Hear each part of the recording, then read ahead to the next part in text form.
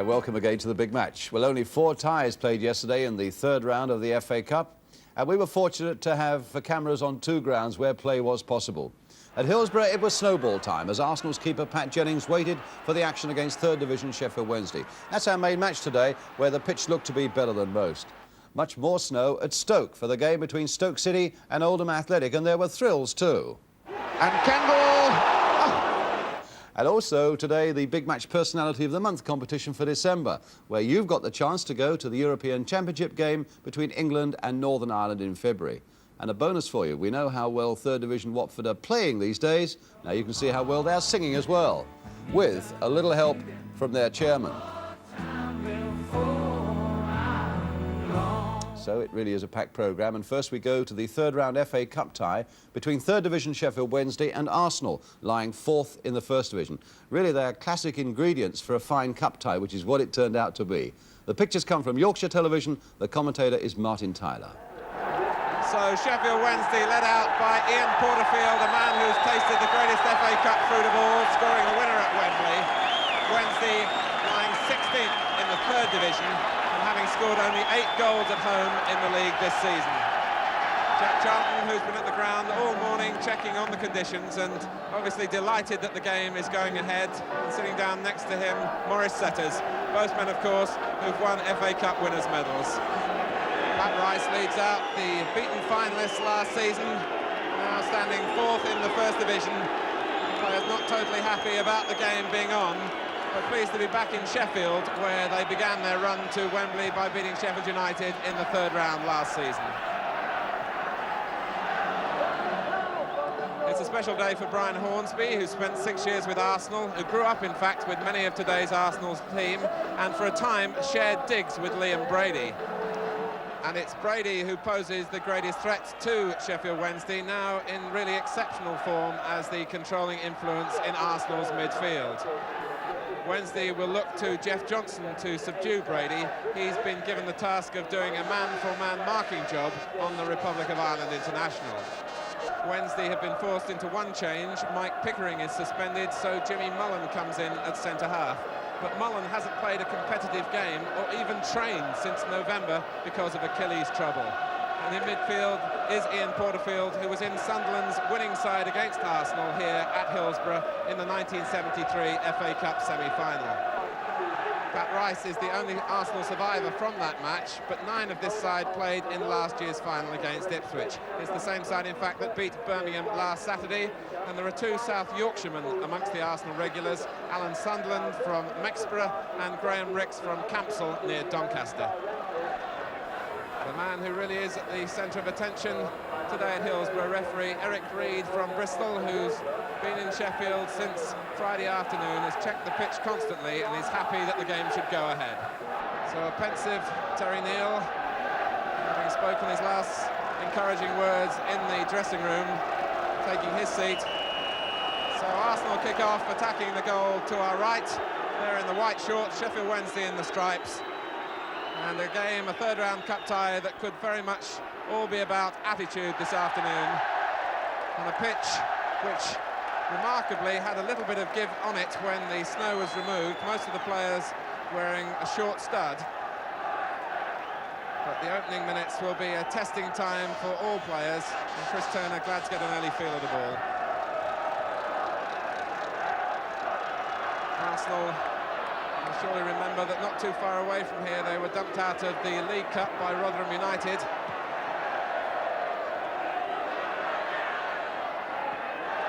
Although they face another 3rd Division side today, it's far from a 3rd Division setting here at Hillsborough.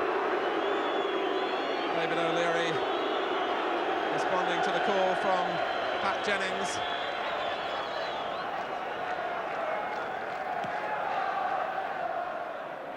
Stapleton going with Mark Smith. Porterfield's header down from Pat Rice.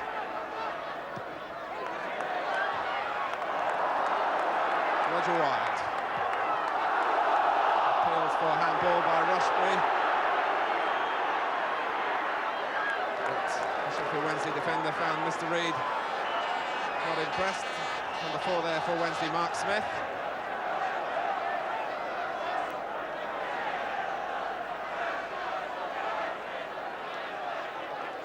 Put out by Lehman. Pat Rice, who played in 2 semi-finals here, 71 and 73. 73 when, of course, Arsenal were beaten by Sunderland. Brady. There's Johnson sticking to him, and Arsenal get a corner. Wednesday have been a little bit vulnerable at the near post from corners this season. And David O'Leary and Frank Stapleton both hovering in that area. And it's off the line by Rushbury, with the goalkeeper in trouble in just that sort of situation. No Wednesday defender really committing himself to challenge for the ball. It was a really teasing corner from Brady.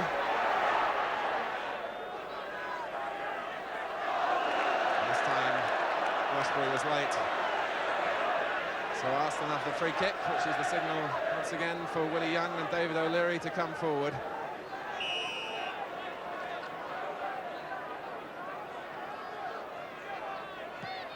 Taken by Rice. Up goes Sunderland! And Arsenal go in front, with Alan Sunderland getting up above the defenders from Pat Rice's free kick. And making good contact and sending it into the top corner. So the local boy puts Arsenal ahead. And we've had 9 minutes.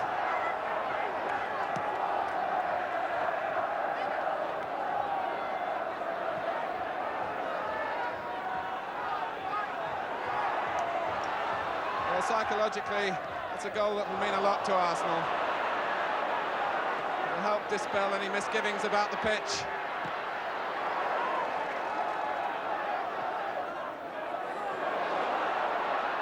Blackhall having to turn.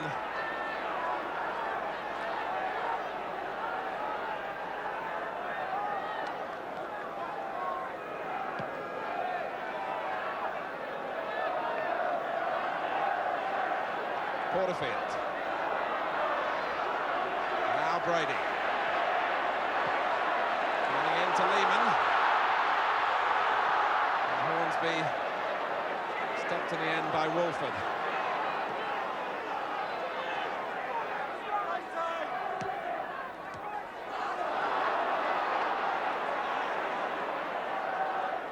Johnson. It was Gatting who robbed him. Rushbury for Sheffield Wednesday. To Jeff Johnson. Just able only to poke it forward. And Frank Stapleton is away on a run. Mullen across to challenge him. In for Gatting. It'll be a corner. Put out by Smith. Wednesday, who've shown already distinct vulnerability in the air, face more problems from David Price's corner.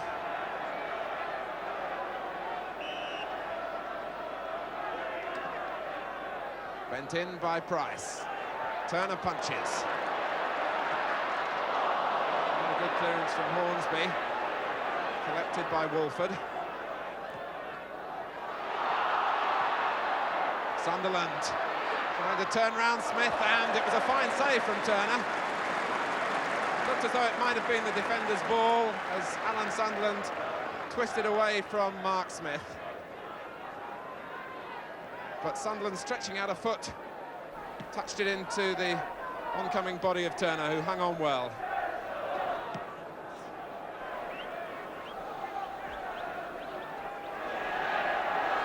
Rushbury. Wild. Lehman's cross, and that was Blackhall coming in late. Ronnie Blackhall, who's never scored a league goal, and in fact scored 2 in the FA Cup last year for Newcastle. And he'd covered a lot of ground. It was a deep cross from Lehman, hit hard, and Blackhall coming in made a fine effort, and it was just too high.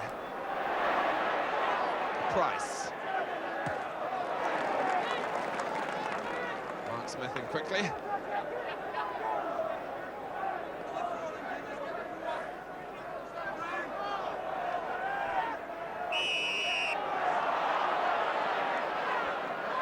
will get the free kick.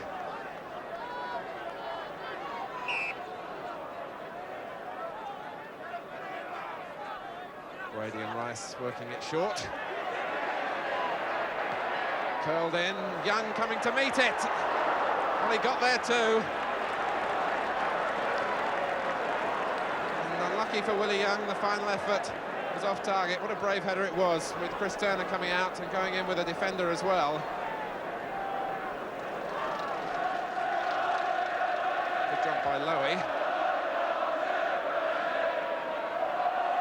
Rex. Sunderland breaking ahead of him, but it goes back to Brady.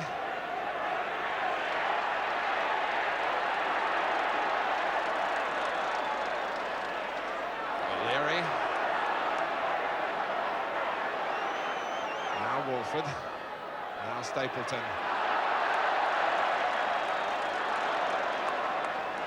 The referee sensibly, occasionally giving players the benefit of the doubt as they commit themselves to challenges.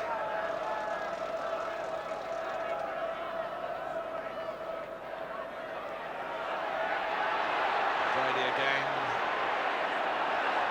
trying to turn again, finding Jeff Johnson breathing down his neck. This time getting sympathy from Mr. Reid for some holding.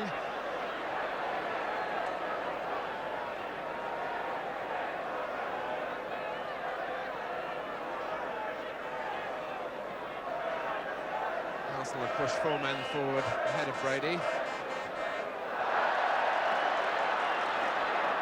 Anstey pushing out, and Watford trying to find a way behind them with a late run from a deeper position.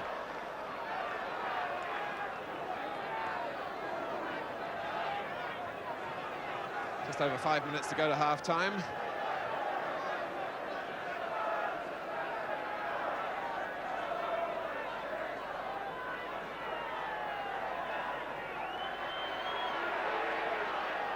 This time it slipped away from Sunderland. He's now off the field, Alan Sunderland, as it's planted back in towards Price.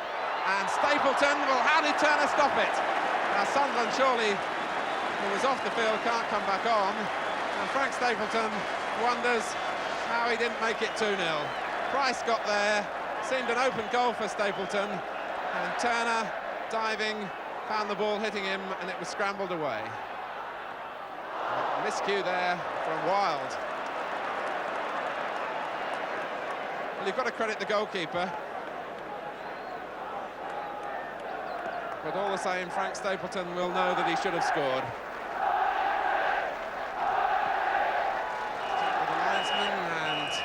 On the button, the whistle goes for half-time, with Arsenal having grown in confidence from a good start, which culminated in Alan Sunderland's 9th-minute goal. And from that moment on, really, they've shown their First Division class. Both sides have come to terms with an awkward pitch, but a pitch which, judging by this first 45 minutes, is by no means unplayable. Half-time then here at Hillsborough, Sheffield Wednesday 0, Arsenal 1. Welcome back to Hillsborough, where the start of the second half has been delayed because we look to the right-hand goal.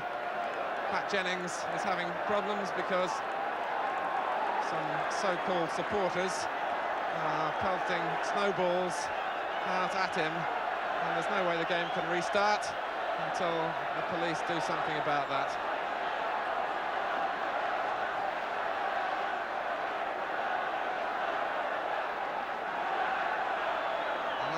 Jack Charlton is going out to plead with the crowd behind the goal to stop this senseless attack on the goalkeeper. The referee has gone back now towards the centre circle. He thinks perhaps that if we start the game, then things will go on as normal. One has sympathy for the Arsenal goalkeeper. And those are pretty frozen, those snowballs. Packed frozen snow that's been swept off the pitch.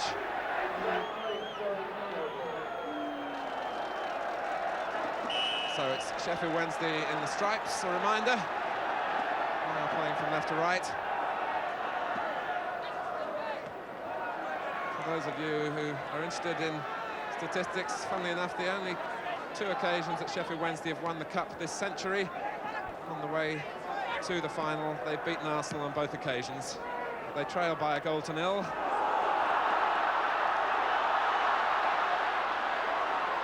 Lowy. Now Johnson setting it up for Hornsby. Took a little too long, but it might come for Lehman. Arsenal are in trouble. Johnson scores!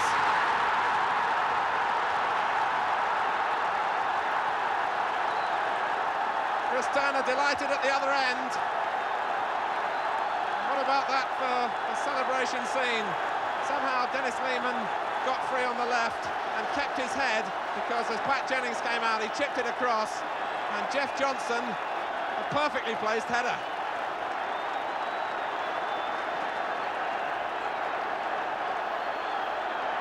So Hillsborough comes to life in the first minute of the second half. Sheffield Wednesday are level. Well, we've seen a lot of skill from Arsenal in difficult circumstances, but now will be a test of their character.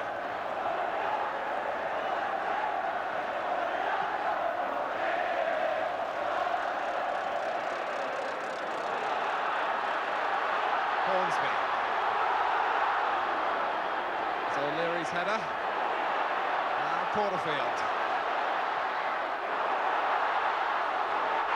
Comes down for Lowy, who miskicks. Now Wild!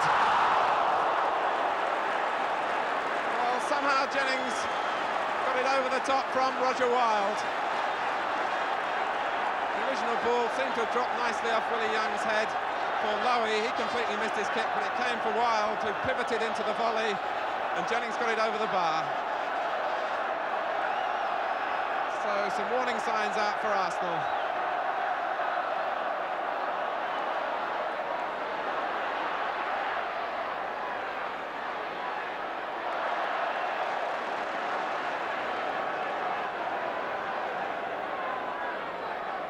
Arsenal at the moment getting tackled in the middle of the field, needing to reassert composure that they had in the first half.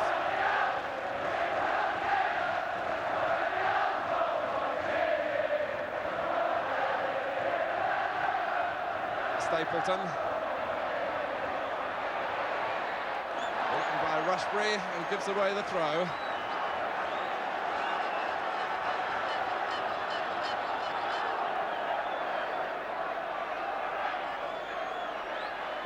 Brady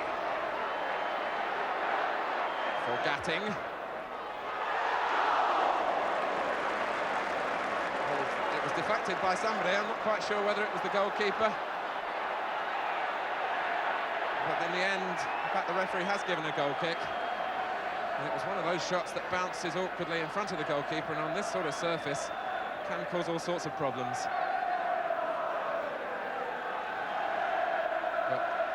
Wednesday escape, and it is a goal kick.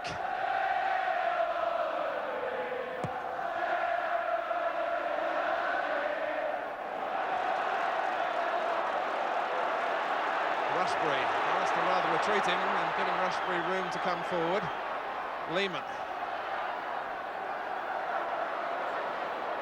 Lehman going outside Rushbury. Goes in for Lowy. Porterfield. That was Brady's head, and then Young's clearance. And it looked like Stapleton's arm, which is the way the referee saw it.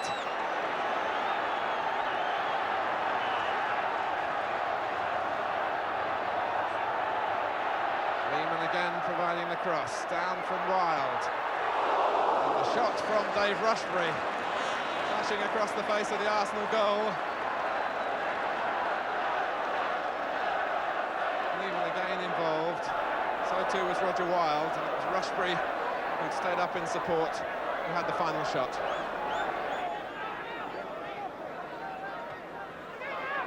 From North Sunderland, and went Rushbury. Hornsby. Brady is line read by Hornsby. Johnson.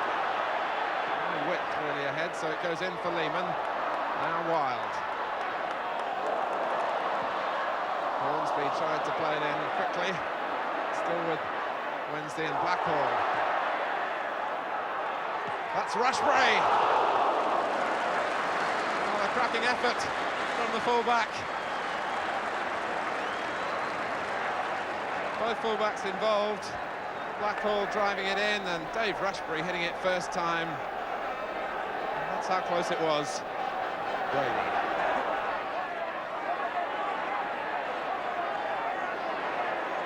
Again, it's Johnson. He's by no means a specialist in this particular role of doing a man-for-man marking job. He told me before the game he had been asked to do it a couple of times since he'd been here at Sheffield Wednesday. Certainly sticking to his task this afternoon, as well as coming up with that priceless equaliser.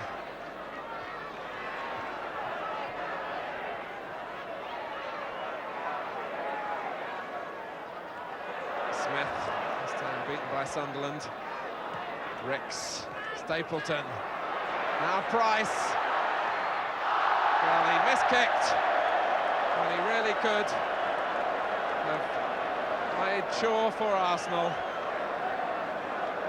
He said, put it there for me to Sunderland, and when it arrived, he sliced it wide, David Price.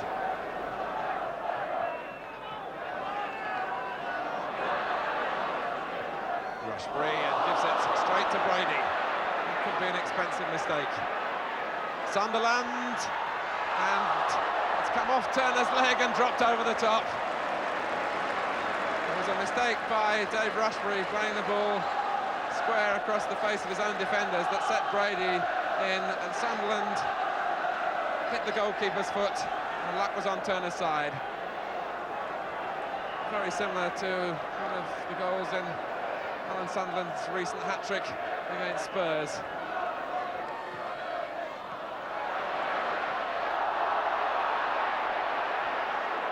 Rice. Rescue again it was Rushbury.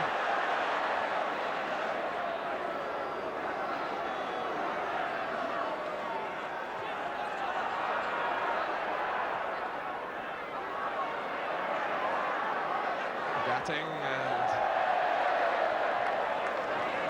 needs to be played to feet in those sort of situations, and there's no chance for Willie Young.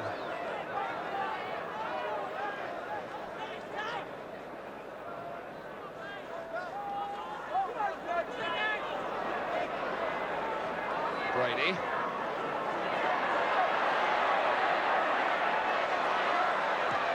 Gets the cross in, and it was touched on by Price, and it wouldn't come for Stapleton or on the far side for Ricks. Rice. Arsenal with their tails up. Sunderland. It was Gatting's shot. Sunderland going in again. And just touched away by Hornsby from Rice. Wednesday will be happy just to get it forward at the moment. John Lowe is down injured inside the Wednesday half.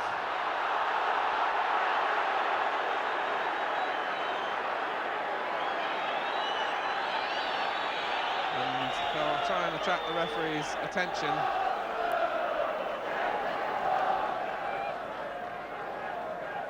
The incident there when he came back to tackle Willie Young that left John Lowe sprawled out. Down in the Sheffield Wednesday dugout, David Grant is taking off his top, but looks as though Lowe's fit to go on.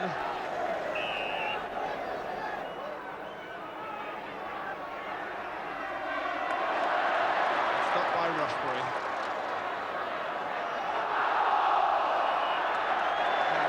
Gatting.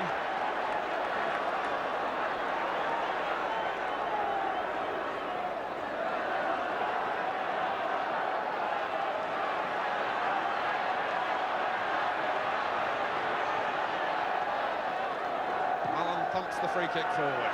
Wild looks to meet it, so too does Lowy, and just bounced beyond him into the safe hands of Jennings. It's almost an awkward moment. It's too long for Wild, but Lowy nearly got in front of Willie Young.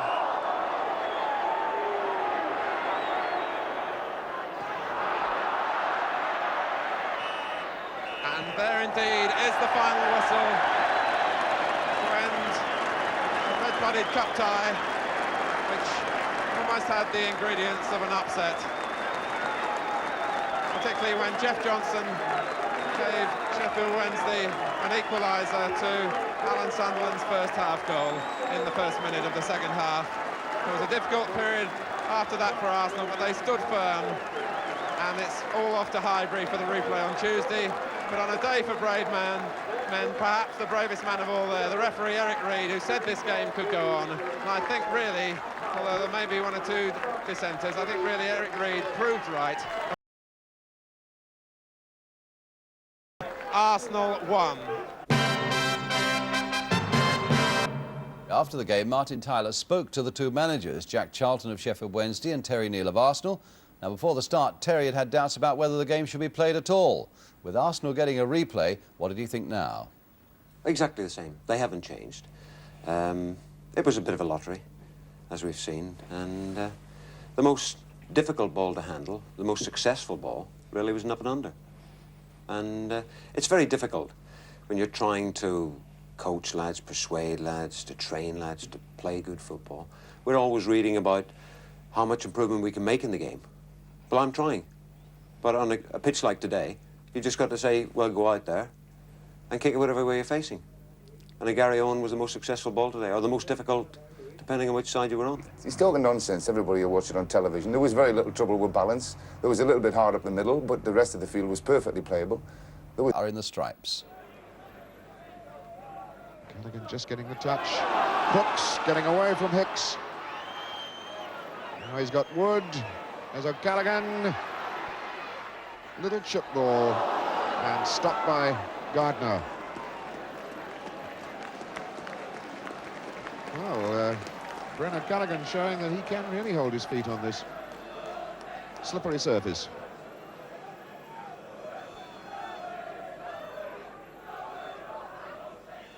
Richardson again reaching the long throw for O'Callaghan, and Irvine scores the first goal of the game. Sammy Irvine, 1-0, just as he did against Notts County last week. Puts Stoke in front after 15 minutes. Long throw, O'Callaghan getting half a touch, Kendall coming in as though he was going to get a shot at goal, but it trickles down to Sammy Irvine. He knocks in his 8th goal of the season.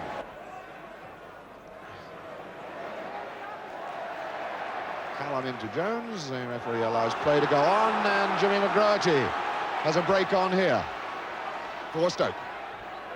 Long one to Crooks, he gets a touch, Kendall, big long boot, back by Les Chapman, gives the corner away but relieves the pressure. Paul Richardson will go to take it. That's number 10 for Oldham. Chapman takes up a defensive position now, as all 10 of the Oldham players do. And Kendall, well, he didn't strike the ball at goal. At curling corner coming in from Richardson. O'Callaghan jumped and missed it. Kendall, I think, was looking for the knock-on, suddenly found that the ball had hit his boot, and it just trickles past the post. Didn't try a shot. Holt, a big high one, which Hallam is trying to get under, and Smith's header saves the day. Marsh helps it away. McGroarty, the touch for Kendall. Good first-time ball stuff. On again to Kendall from McGroarty. Straightforward one-touch football. Now Doyle. Crooks. Irvine going in for his second goal. Sammy Irvine. 2-0 Stoke. 22 minutes. Well, you've got to feel sorry for Peter McDonald then. Good build-up. 1-2 football all the time between 1-2 football down the right-hand side, and when it comes into Doyle, the ball lobbed forward. And as McDonald had set himself to make the save, he couldn't recover, and the balls trickled past him. And that's as far as they got. With Stoke City leading 2-0 at half-time, the referee decided then to abandon the game. Indeed, the first clue to his concern came when he asked the ground staff to take their rakes onto the pitch during the interval. Then he and his two linesmen came out to make a closer inspection, particularly of the goal areas, as you can see. There followed a discussion with the police because of the crowd reaction and safety factor, of course. And then it was called off. Gary Newbon asked the referee, Tony Morrissey, why he'd made that decision. After the game had been going for quite a short time, with 22 players on the field, the top covering started to go. The weather started to go much colder, and where the top layer of snow was taken off the field, we had bare patches, and we had one or two instances where players were skidding about. On, I think, 2 or 3 occasions, players didn't control themselves and went into barriers. 2 players collided with pressmen at the end of the goals, and in my opinion, when it got to half-time, it became dangerous. But what about the views of the respective managers? Alan Durbin of Stoke, who must have thought he was onto a winner yesterday, and Jimmy Frizzell of Oldham, who was probably relieved to get a second chance on Wednesday week. I think the question whether the thing should have gone ahead at 3 o'clock was debatable, but having gone ahead, I thought it was tremendous entertainment. How much is your anger, obvious anger, coloured by the fact that you were 2-0 up? Anger, nothing to do with my anger. It's the people that have been conned in this ground today. That is what has disappointed me, because football gets enough publicity without people trying to give it bad publicity. And we've had people today that have travelled from all over the country to get here to watch football. And at the end of the day, I thought the first 45 minutes was entertaining. I didn't think it was dangerous. And I thought that people had fair value for money. And the only consolation people have got going away from here today, it was worth paying the entrance fee just to see Howard Kendall play for 45 minutes.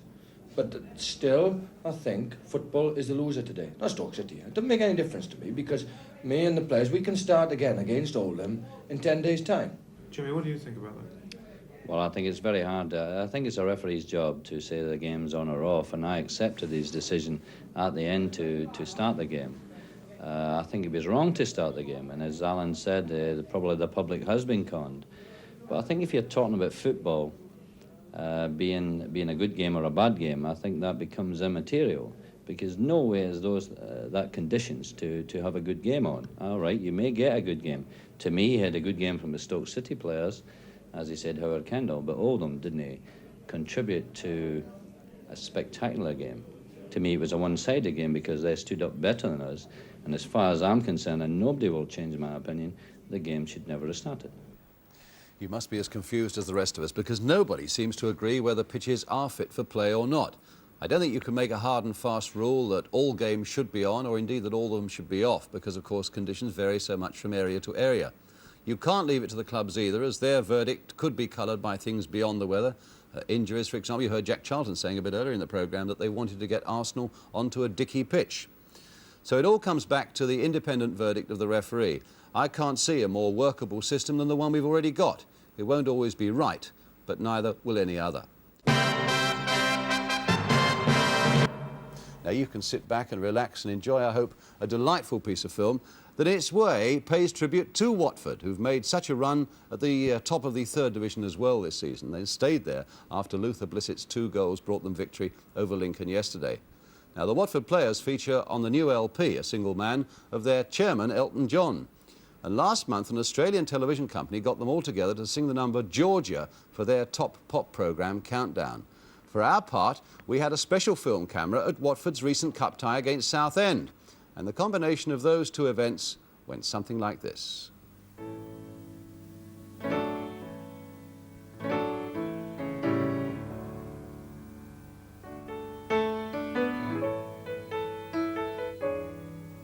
When it's springtime down in Georgia, it's winter time up in Maine. You can go from snow to sunshine if you board a southbound train. You get used to taking orders but it's sometimes kind of rough. I got everything that a man can need, but it still ain't quite enough. Talking about Georgia, take me to your Southlands. Sometimes feel my life is rolling on. Oh, Georgia, lead me through your heartlands. I need to see them one more time before I'm gone.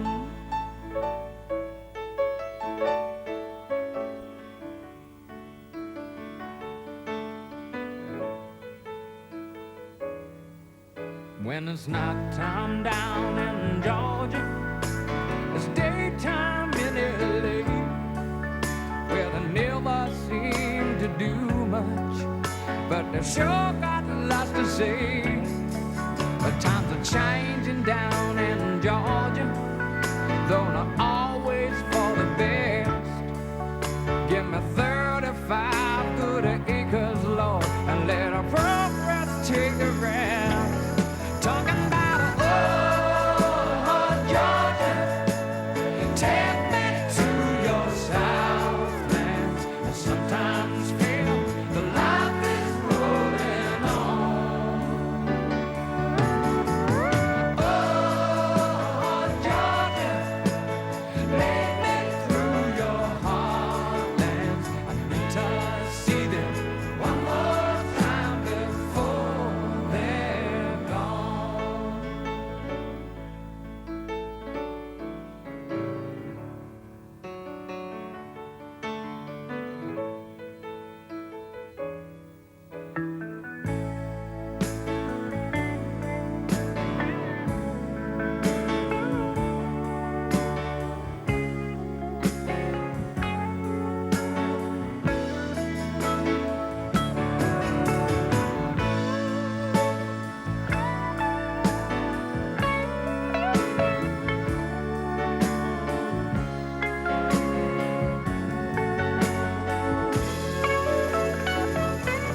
Talking about Georgia, take me to your Southlands. I sometimes feel the life is rolling on.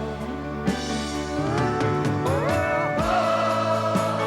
Georgia, lead me through your heartlands. I need to see them one more time before they're gone.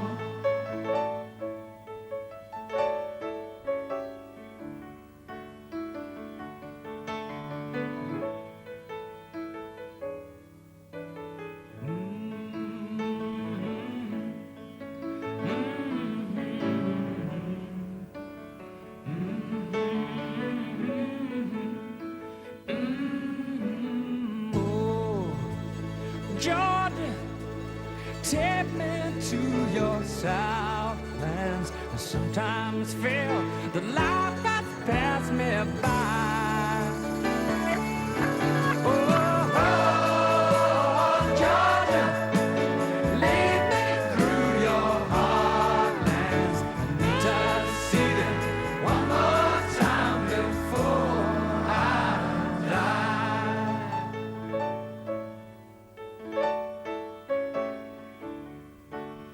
I need to see them one more time before I die. Watford, a team and a chairman indeed, with plenty to sing about right now. Right now, it's time for the big match personality of the month for December, where we look for somebody who's brought a special something to the game in that month, and where you get the chance to vote and indeed to win a major prize. In a moment, I'll be giving you the 4 candidates. What you have to do, remember, is pick just one of them and write one sentence giving the reason for your choice. And the prize for the winning viewer is 2 tickets for that crucial game between England and Northern Ireland at Wembley on February the 5th. Candidate A, it's Ray Clements of Liverpool, whose mistake led to a defeat against Arsenal in a week when he also lost his England place. And just look how far Stapleton's going across the face of the goal. and he's lost it, Clements, and he's put in by Price.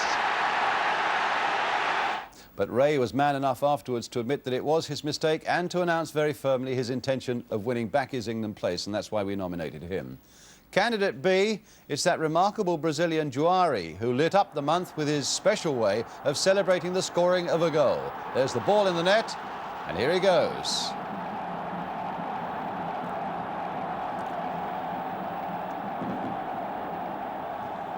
Candidate C, it's Billy Hamilton of Queen's Park Rangers, a young Irishman who was substitute of the month, really. Within 10 minutes of coming on, he'd scored 2 match-winning goals against Manchester City.